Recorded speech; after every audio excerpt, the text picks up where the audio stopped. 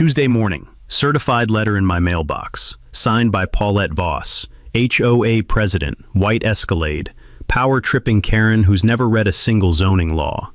Inside, 72 hours. Sell the log cabin I built myself over 3 brutal summers, or $500 a day fines kick in, plus a forced lien on my title.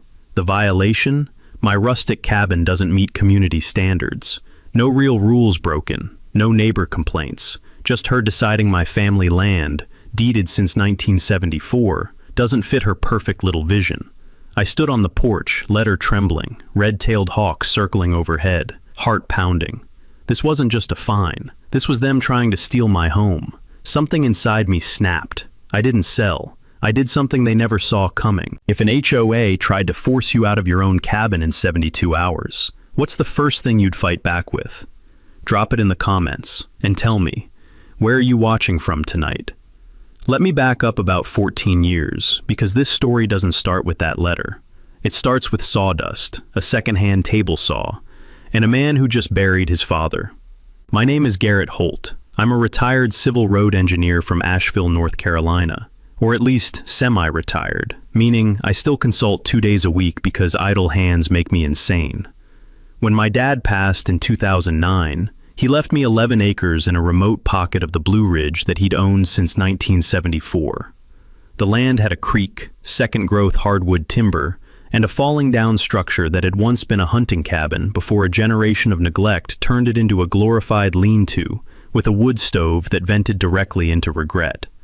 I spent 3 summers rebuilding it myself, poured a new foundation by hand, ran my own electrical conduit, properly permitted, thank you, put in a composting septic system, and sided the whole thing in board and batten cedar that I milled from trees I'd harvested on the property.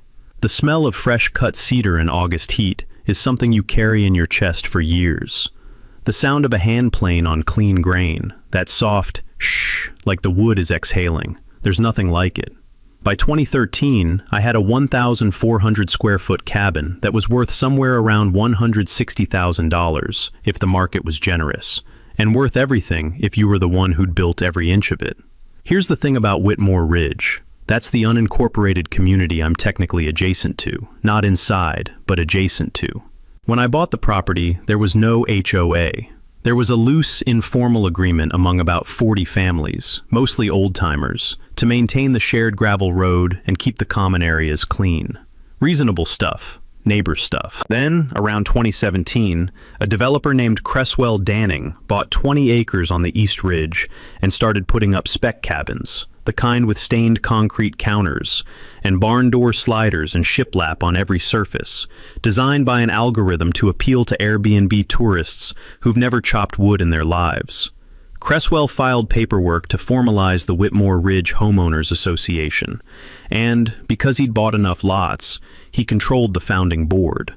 And on that board, sitting like a spider in the center of a very bureaucratic web, was Paulette Voss. Paulette. Let me describe Paulette for you, because you need to understand what we're dealing with. She was 63, immaculate in a way that felt threatening, with the kind of highlighted blonde hair that doesn't move in wind, and a smile that reached her cheekbones, but stopped well short of her eyes. She drove a pearl-white Escalade with an HOA board sticker on the back window. Not an actual official placard, just a sticker she had custom-made, which tells you everything you need to know about Paulette Voss. She lived in the largest of Cresswell's spec builds. She had no professional background in property management, law, or governance. What she had was a laminated copy of the HOA bylaws she'd helped draft, a set of citation pads she'd ordered off Amazon, and a deep, abiding belief that this mountain community would be better off if it looked exactly like the kind of place she imagined when she closed her eyes and thought the word tasteful. My cabin, with its rough cedar siding, its hand-forged iron hardware, its woodpile that was admittedly sometimes visible from the road. My cabin offended Paulette Voss at a cellular level. She'd left notes on my windshield before, sent 2 unofficial courtesy notices. I'd responded to both with polite letters, explaining that my property predated the HOA's jurisdiction, that I was not a dues-paying member, and that I wished her a pleasant day. She did not have a pleasant day. And then, on a Tuesday in October, the letter arrived. The letter was signed by Paulette in her capacity as HOA enforcement chair, a title she'd given herself, which was not actually listed anywhere in the original bylaws, a fact I only discovered later. The letter cited 3 violations. 1. Woodpile visible from shared easement road. 2. Exterior color inconsistent with community palette. 3. Unregistered structure, meaning my tool shed. 72 hours to list the property, $500 per day in fines after that, and a threatening mention of a lien process that, if completed, could complicate future title transfer. Now, I want to be clear about something. I am not a litigious person by nature. I spent 30 years as a road engineer. I solve problems with geometry and load-bearing calculations. My default instinct is to find the practical solution, not the dramatic one. So my first move was not to hire a lawyer. My first move was to drive down to the county recorder's office in Haywood County and spend 4 hours pulling every document related to Whitmore Ridge HOA. The gravel parking lot outside the recorder's office smelled like rain-soaked asphalt and old paper when you cracked the door. That particular government building smell of fluorescent lights and manila folders that I've always oddly found calming. I sat at a reader's table with a stack of documents as thick as my forearm. Here is what I found. First, my property. 11 acres, Holt family deed since 1974. The HOA had been incorporated in 2017. The CC&Rs, that's the covenants, conditions, and restrictions, which is the legal document that gives an HOA its actual teeth, had been recorded in 2018. For an HOA's CC and RS to bind a property owner, the property must either be formally annexed into the HOA's jurisdiction, with the owner's written consent, or the property must have been sold subject to those covenants after the recording date. I had done neither. I had never signed anything. I had never agreed to annexation. I had purchased nothing after 2018. I had simply been there, minding my own business, cutting my own wood. Takeaway. An HOA cannot legally enforce CC and RS against a property that was never annexed into its jurisdiction with the owner's documented consent. I drove home feeling good, calm even.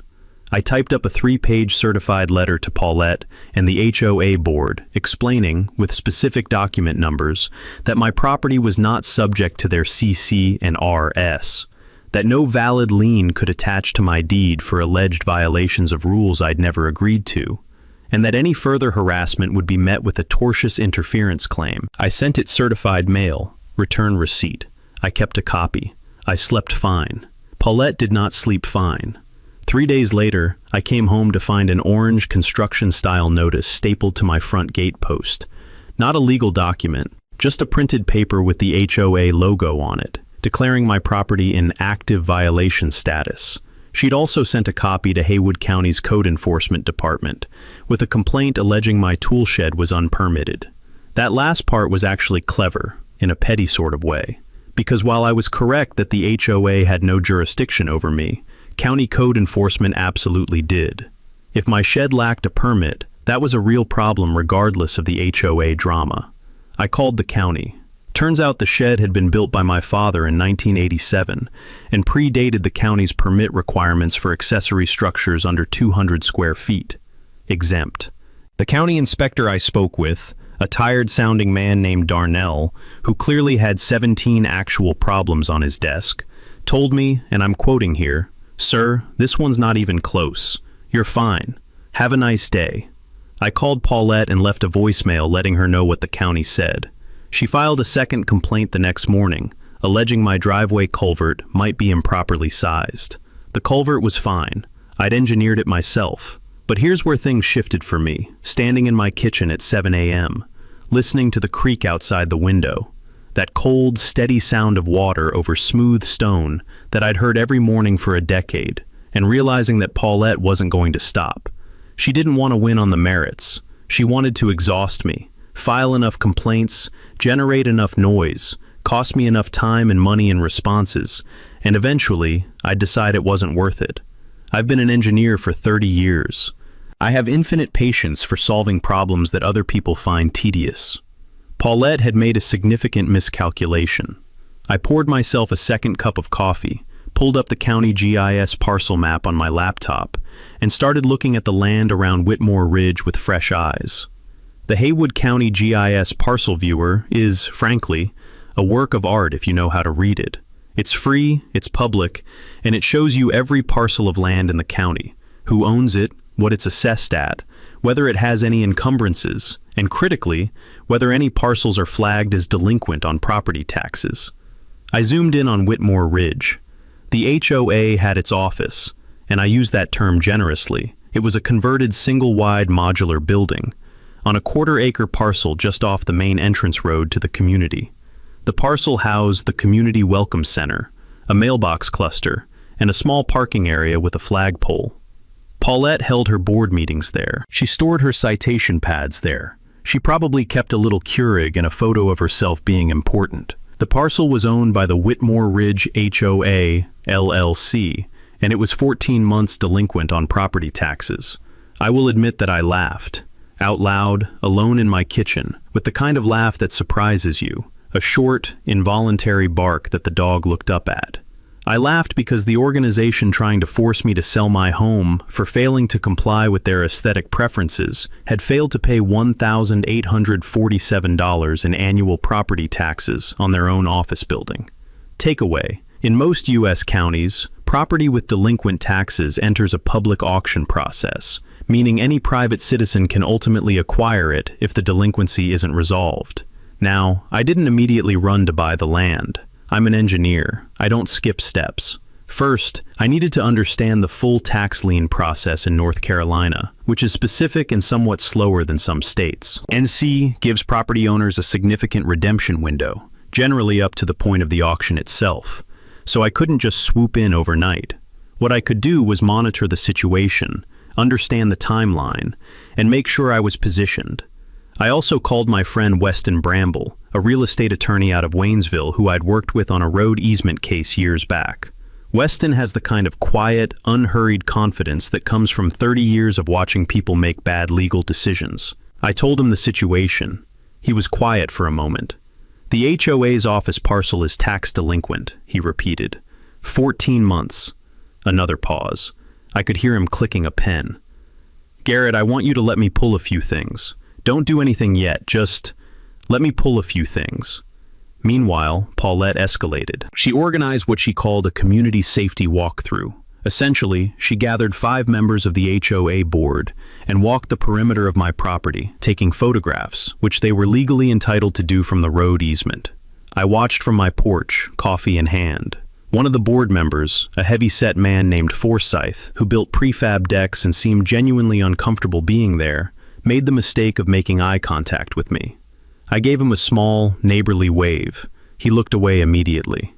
Good man. He knew this was wrong. Paulette submitted those photographs to the county with a third complaint, this time alleging that my woodpile constituted a fire hazard in proximity to a shared easement. The county fire marshal's office sent a form letter response within a week. The woodpile was 17 feet from the road edge. Code requires 6. Not even close. 3 complaints. 3 dismissals. Paulette's face, whenever I saw it at the end of the drive or at the mailboxes, had developed a particular quality, a tight, compressed look around the mouth, like someone chronically biting the inside of their cheek. She'd expected me to panic, to lawyer up expensively and quickly, to maybe just sell. What she was getting instead was a retired engineer with nothing but time, a county GIS account, and a real estate attorney friend who called me back on a Thursday afternoon and said, in his slow Waynesville drawl, "Garrett, so, the HOA's tax delinquency just crossed the threshold where the county issues a formal notice of tax foreclosure proceeding. They've got 60 days to pay up before it hits the auction calendar." "Can I buy it at auction?" I asked. "You can, but there's something better." A pause for effect. Weston understood drama. There's a private party that holds a second position lien on that parcel. A contractor, a fella named Burl Ackerman, who built the parking lot for the HOA back in 2019 and never got fully paid. He's been sitting on a mechanics lien for about $8,200. And Burl Ackerman is tired of waiting. I already called him. He'll sell you that lien for $5,000 cash. I looked out my kitchen window at the creek. the sound of cold water over smooth stone. "Wire him the money," I said. Buying a mechanic's lien sounds complicated. It isn't really, not once Weston explained it. Burl Ackerman had a documented, valid lien against the HOA's office parcel for unpaid construction work. That lien was recorded in the County Register of Deeds. By purchasing the lien from Burl, I stepped into his legal shoes. I now had a financial claim against that specific piece of real estate, ahead of many other creditors, secured by the property itself. Takeaway: a mechanic's lien, properly filed, gives the lien holder a security interest in the property, and lien interests can be bought and sold like any other financial instrument. The transaction took 11 days. Weston drafted the lien assignment paperwork. I wired Burl the $5,000. He called me personally to thank me, said he'd been trying to get that money for 4 years and had basically written it off. I told him to buy something nice. He sounded like he might cry a little. I did not tell Paulette any of this. I did not tell anyone. Not my neighbors, not the other old-timers on the ridge who'd been grumbling about the HOA for years. I just quietly went about my life, cutting firewood, consulting on a road drainage project down in Henderson County, maintaining my invisible, officially non-existent exterior color. Paulette, apparently interpreting my silence as defeat, decided to press harder. She called a special HOA board meeting and passed, with 3 of the 5 board votes, a resolution declaring my parcel a nuisance property under the Community Standards Framework. This was a fabricated category with no legal standing outside their own documents, but the resolution was then used to send a formal demand letter from an actual attorney, a man named Prescott Haig out of Asheville, who specialized in HOA enforcement, and whose letterhead included the phrase, "aggressive community compliance solutions," which is honestly one of the darkest sentences I've ever read on professional stationery. Prescott's letter restated the demand to sell. It added a new threat, that the HOA intended to pursue a nuisance abatement action in civil court, which could, he implied, result in forced remediation orders requiring me to modify or remove structures on my property. I forwarded it to Weston. His response, in full: "Prescott Haig is a bully who loses more often than he wins. Write nothing back. Say nothing. Let me handle it." Weston sent Prescott a letter that was, by his own description, politely nuclear. It outlined my property's non-membership in the HOA, cited the 3 dismissed county complaints, questioned the legal basis of the nuisance property designation, and, almost as an aside, mentioned that my attorney was in the process of reviewing the HOA's real property holdings and associated encumbrances for potential adverse action. That last line was intentional. Prescott would pass it to Paulette. Paulette would read, "reviewing the HOA's real property holdings," and not know what it meant. That uncertainty was the point. Let her worry about what I knew, because she almost certainly didn't know about the unpaid contractor and the lien. The HOA board had turned over twice since 2019.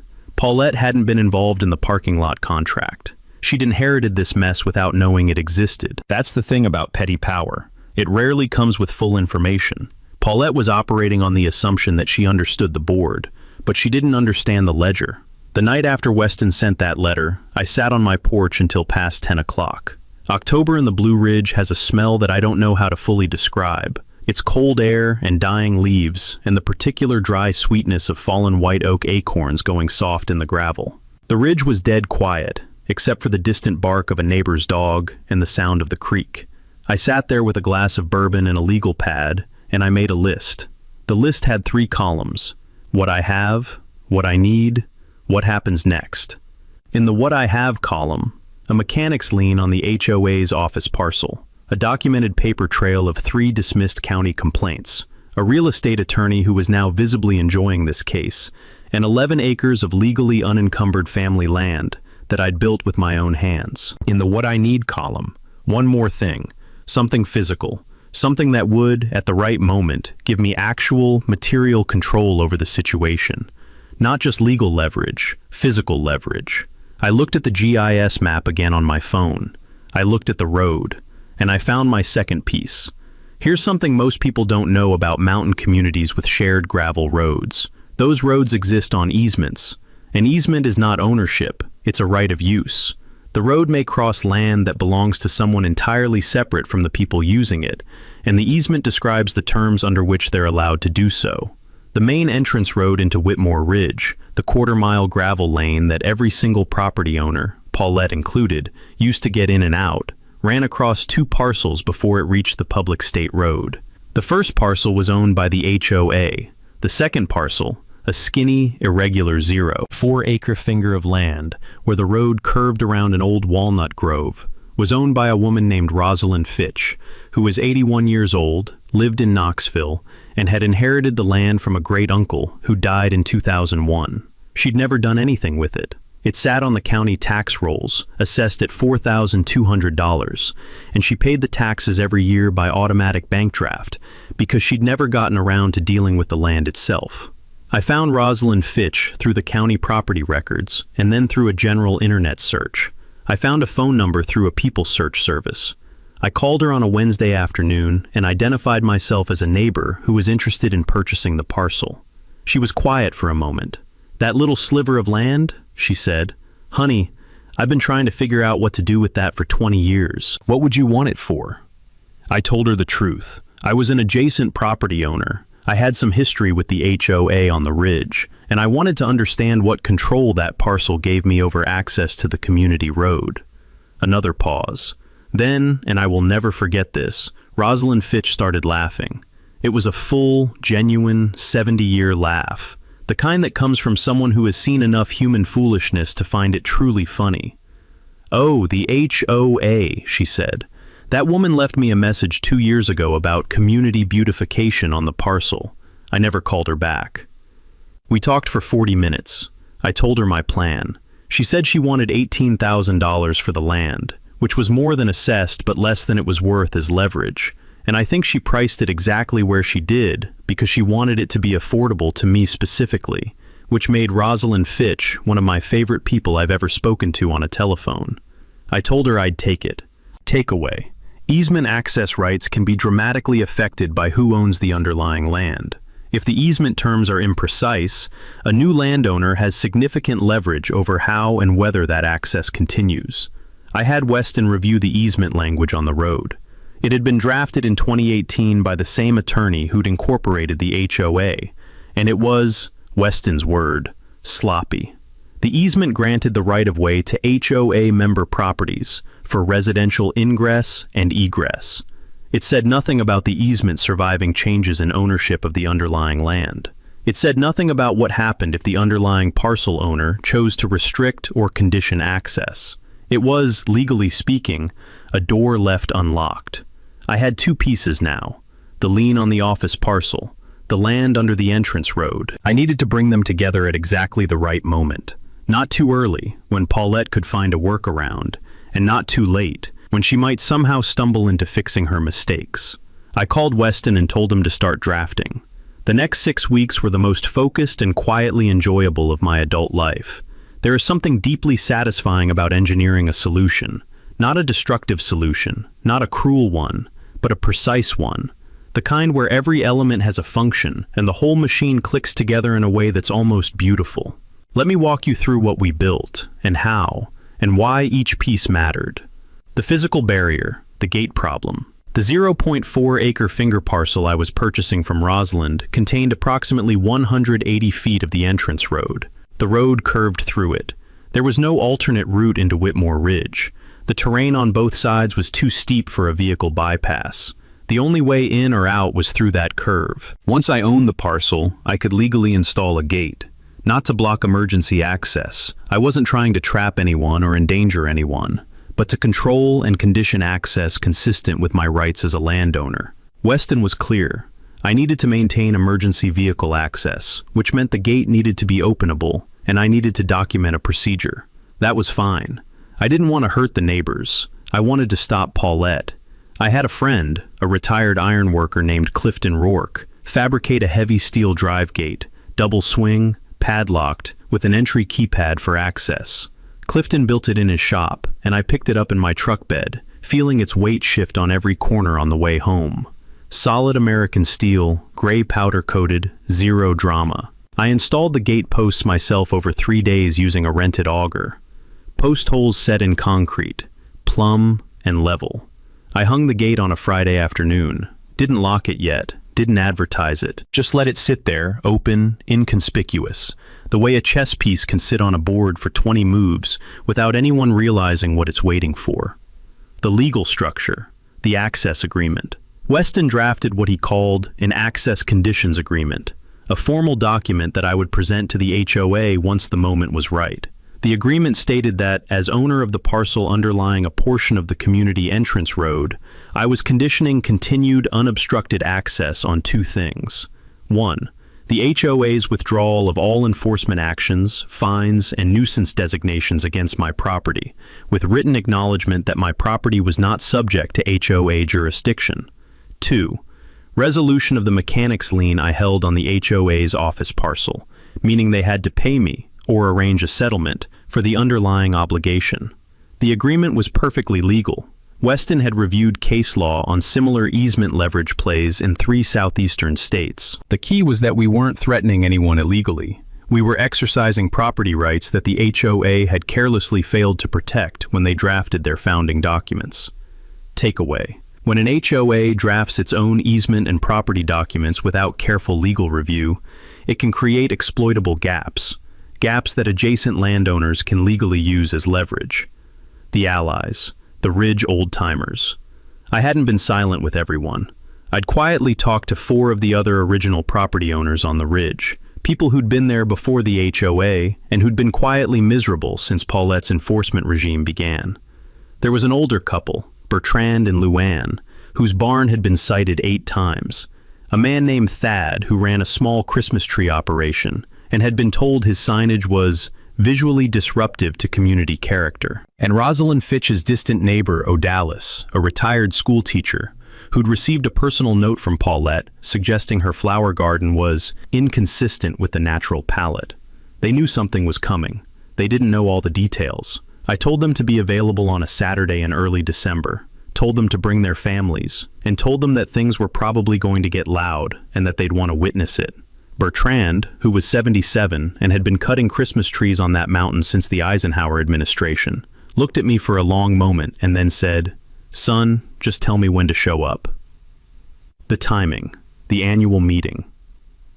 The Whitmore Ridge HOA held its annual member meeting every year in the first weekend of December, in the Community Welcome Center, naturally.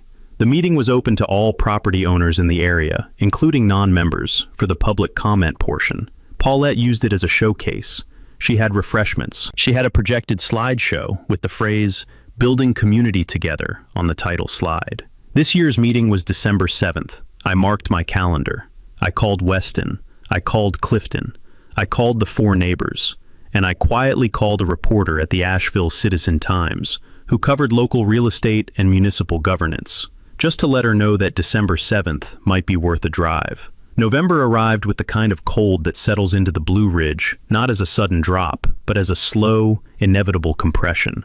The air getting denser, the light going steel gray by 3 in the afternoon, the gravel road crackling with frost each morning.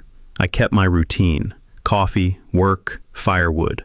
I didn't make any sudden moves. Paulette made several. Apparently, Prescott Haig, her HOA enforcement attorney, had gotten spooked by Weston's mention of reviewing the HOA's real property holdings. He advised Paulette to conduct an internal audit. This is when Paulette first discovered the mechanics lien. She called an emergency board meeting in the 2nd week of November. I know this because Forsyth, the uncomfortable deck builder on the board, who'd made eye contact with me during the property walkthrough, left me a voicemail that night. He didn't say much, just that there'd been a meeting, that Paulette was upset about some construction thing from years ago, and that he was, in his words, starting to feel like maybe I don't want to be on this board anymore. I thanked him and told him that if he decided to resign, he should document the circumstances in writing. He resigned the next morning, sent a written statement to the county HOA registry, kept a copy. Minus Forsyth, Paulette now had a 4-person board, 2 of whom were proxies for Cresswell Danning, the original developer, who still held financial interests in several properties on the Ridge, and who Paulette had kept in her orbit as a silent power base. Cresswell was the kind of man who built spec cabins and talked about building community while designing his properties specifically to maximize short-term rental income, which is not building community, it's building an inventory. With the mechanic's lien discovered, Paulette's lawyer had two options: pay it off, which required money the HOA didn't have liquid, or challenge it, which required proving the original contractor's work was defective or the lien improperly filed. Burl Ackerman's work was fine. I'd looked at it. The parking lot was solid. The lien had been properly recorded. Prescott told Paulette this. She did not receive the information gracefully. What she did next was, in retrospect, the move of someone who is losing and doesn't know how to stop. She went to 3 of my neighbors, not the old-timers, but newer arrivals, people who'd bought in after 2018 and who'd never had a problem with the HOA because they'd never given Paulette a reason to have one. And she told them that I was planning to damage property values on the ridge with some kind of legal action. She framed me as a disgruntled outsider trying to destabilize the community. She suggested that any drop in property values would affect their Airbnb income. This was a miscalculation roughly the size of the parking lot she hadn't paid for. Because one of those newer neighbors, a man named Struther, who ran a vacation rental operation and actually cared about property values, came directly to me the same evening to ask what was going on. I showed him the certified letters, the 3 dismissed county complaints, and the timeline. I didn't show him the gate or the lien strategy. That was still in reserve. But I showed him enough. Struther sat at my kitchen table for 20 minutes without saying anything. Then he said, "She told me you were the problem." "She has a pattern of telling people that," I said. He left quietly. He didn't go back to Paulette. Meanwhile, Paulette made one more move that crossed a line in a different direction entirely. She contacted my consulting firm's primary client, a county roads department I'd worked with for 8 years, and represented herself as a concerned community member, raising questions about my professional reliability and community standing. She didn't make specific allegations, just planted seeds of vague concern. My client called me immediately. He'd worked with me for 8 years. He knew exactly what a call like that was.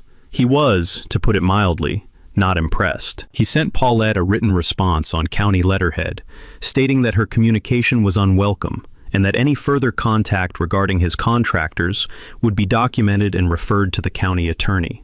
He also forwarded me a copy. I added it to the file. The file was now substantial.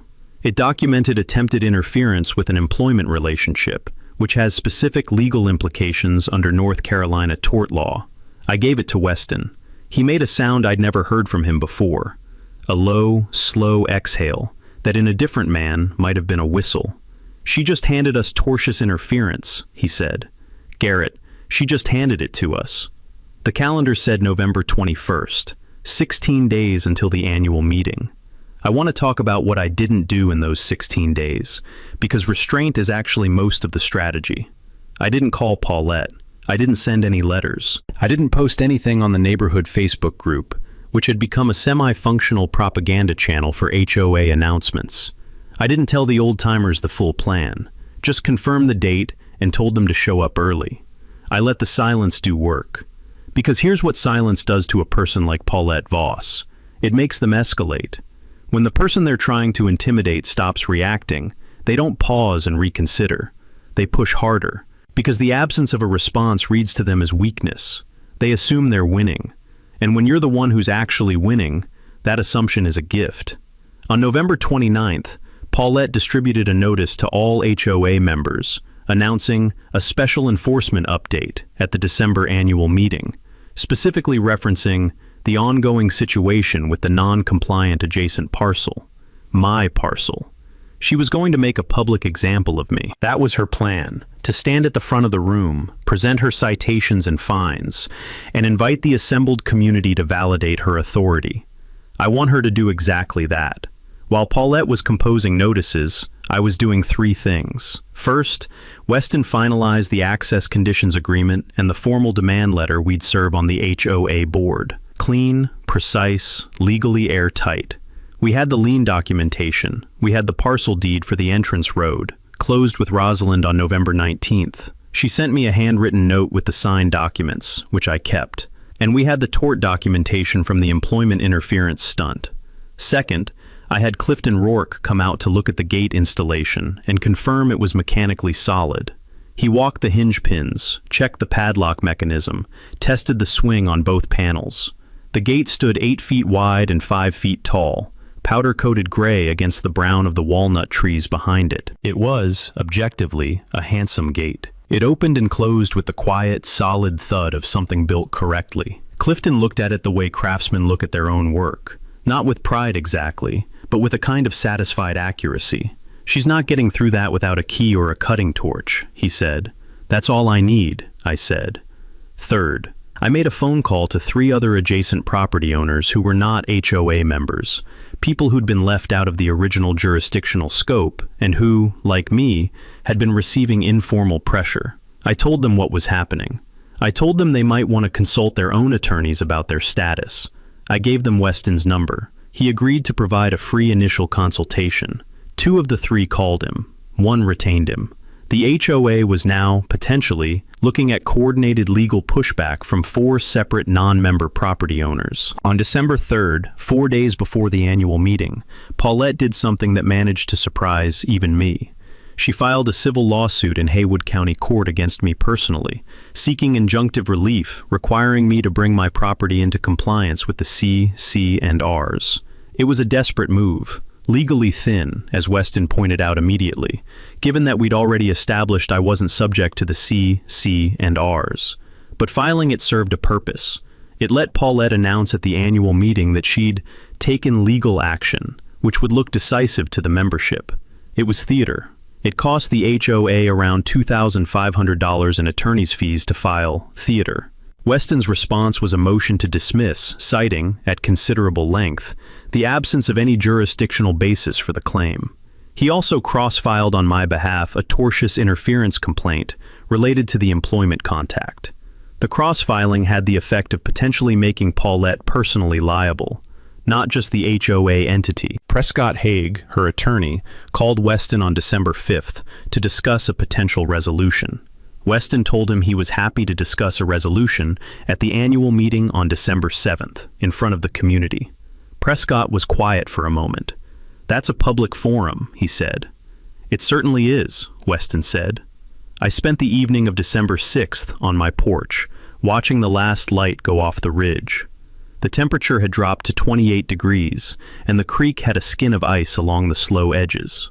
Somewhere in the tree line, a great horned owl ran through its territorial call, low, rhythmic, unhurried. A sound that has been happening in these mountains for 10,000 years, and will be happening long after Paulette Voss's HOA is a footnote in a county recorder's archive. I went inside, set my alarm for 6 a.m., and slept better than I had in weeks. December 7th, 31 degrees at dawn, frost on every surface, the gravel road through the walnut grove sparkling like something out of a snow globe. I was up at 6, had the truck loaded by 7:30. Weston in the passenger seat with a leather document portfolio on his lap, a copy of every relevant filing, deed, and letter in a binder I'd color-tabbed. And, in my jacket pocket, the padlock key to the gate on Rosalind Fitch's old parcel, which I now owned. We drove up to the entrance road at 8 a.m., 90 minutes before the meeting. The gate was still standing open from the previous evening, as it had been every day since installation. I had never locked it, never needed to. I locked it now. Clifton's gate swung closed with that solid, definitive thud of good steel, and I snapped the padlock. I placed a laminated notice on the gate that read, in clear 16-point type, "This parcel is private property. Access is conditioned upon written agreement with the landowner. For access inquiries, contact Weston Bramble, attorney at law," followed by his phone number. Then I walked back to the truck and drove around to the other public road that accessed the community's overflow parking area, a longer route, not the main entrance, and parked legally. The annual meeting started at 9:30. By 9:15, 7 vehicles were backed up at the locked gate. By 9:25, Paulette Voss's pearl white Escalade was among them, and I could see, even from 50 yards, the particular stiffness in the way she was standing outside her vehicle. She called the sheriff's department. A deputy arrived by 9:40, a young man who, to his credit, listened to both sides with complete patience before explaining to Paulette that the gate was on private property, the notice was properly posted, and that this was a civil matter, not a criminal one. He could not force open a private gate. He suggested she contact the property owner's attorney. She had his number. It was on the sign. Weston was already inside the community welcome center. He'd arrived via the overflow route early and had been waiting, seated quietly in the back with his document portfolio. The 8 people who'd made it through before I locked the gate were seated, including Bertrand and Luann, Thad, O'Dallas, and Struther. The Asheville Citizen-Times reporter, Devorah Crane, was in the second row with a notebook and a phone recording. Paulette arrived 11 minutes late, visibly agitated, having had to park on the public road and walk a quarter-mile in dress shoes on frozen gravel. I want you to picture that. I want you to understand the particular satisfaction of watching someone experience, in miniature, the inconvenience they've spent 2 years trying to inflict on others. She took her place at the front of the room. She had her slideshow ready, Building Community Together, title slide. She began her prepared remarks about the enforcement update. She got approximately 4 minutes in before Weston stood up. "Excuse me," he said, in the same quiet, unhurried voice he probably used ordering lunch. "Before we get to the enforcement presentation, I need to serve the board with some documents." He walked to the front and placed a stapled packet in front of each of the 4 remaining board members. He placed a copy on the podium in front of Paulette. He returned to his seat. The room was silent, except for the sound of paper. "What is this?" Paulette said. "That," Weston said, "is a formal demand letter regarding the access conditions agreement for the parcel underlying your entrance road, which Mr. Holt purchased on November 19th. It also contains notice of his intent to enforce the mechanics lien he acquired on this building's parcel for the unpaid contractor obligation. And it includes documentation of a tortious interference claim arising from your contact with Mr. Holt's professional client in November." Paulette stared at the document. I watched her read. I watched the moment she reached the parcel deed. I watched the moment she understood. "He owns the entrance?" someone said from the audience. "The parcel underlying the entrance, yes," Weston said. Devorah Crane's pen was moving fast. "This is fraud," Paulette said. Her voice had gone tight and high. "This is illegal. He blocked our road." "He exercised his property rights," Weston said evenly. "The access conditions agreement, which you're holding, describes the terms under which those conditions would be removed. Mr. Holt has no interest in inconveniencing the general membership. He has a very specific interest in resolving a targeted, documented harassment campaign against his property." He paused. "The gate key is available upon execution of that agreement." Cresswell Danning, who had slipped in during the commotion and whose financial exposure from the lien was now also in play, leaned over to Prescott Haig and said something in a low voice. Prescott nodded. Then Prescott stood. "Mr. Bramble," he said, "I think we should discuss a resolution." "I think so too," Weston said. The slideshow behind Paulette still said Building Community Together. She hadn't moved. The agreement was signed 17 days later, on December 24th. And yes, I recognize the timing. And yes, I found it satisfying in a way I'm not entirely ashamed of. Here's what the resolution contained. The HOA formally withdrew all enforcement actions, fines, and nuisance designations against my property, with written acknowledgement that my parcel had never been subject to HOA jurisdiction. That acknowledgement was recorded in the County Register of Deeds. Permanent, public, searchable. The mechanics lien was resolved by a cash settlement of $6,500, paid from the HOA's operating fund, which meant that the dues of every member on the ridge were effectively reimbursing me for a lien I'd bought for $5,000. My net recovery, $1,500, plus legal fees covered separately under the tortious interference settlement, which totaled $4,200. I unlocked the gate. Then I opened it permanently and removed it from the posts, because I had no desire to restrict access to the community. I only ever wanted the leverage. The gate now lives in Clifton Rourke's shop. He says he'll use the panels for something eventually. Good steel doesn't go to waste.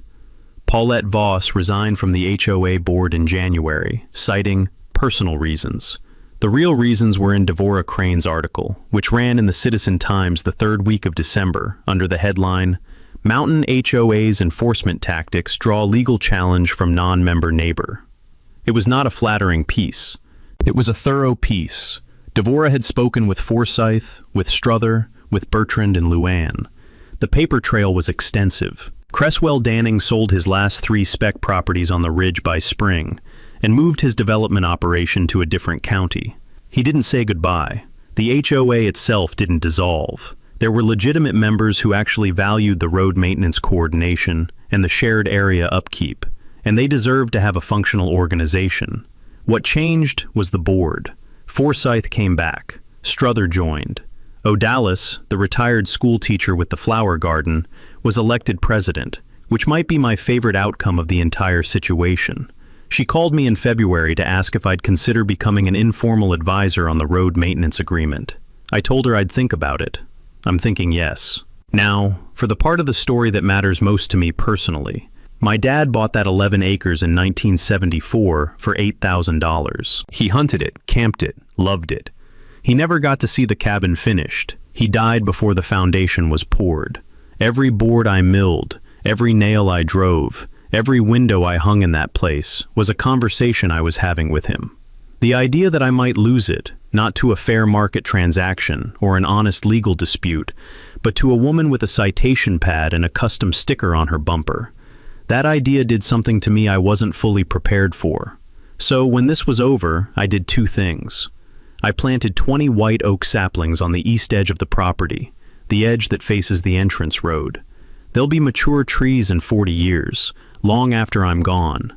A small conservation commitment, recorded as a voluntary easement with the county land trust, ensuring that strip of the ridge can never be developed. And I set up a small scholarship fund through the Haywood County Community Foundation, $500 per year, awarded to a graduating senior from the local high school who's pursuing vocational or technical training, carpentry, electrical, civil construction.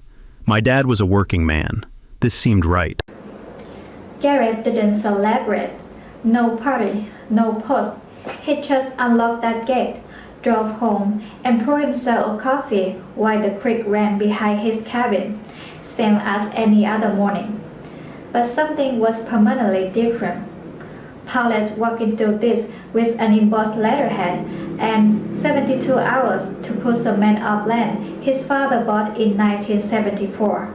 She fingered his penny, lawyer up fast, burned through saving, and eventually just sold.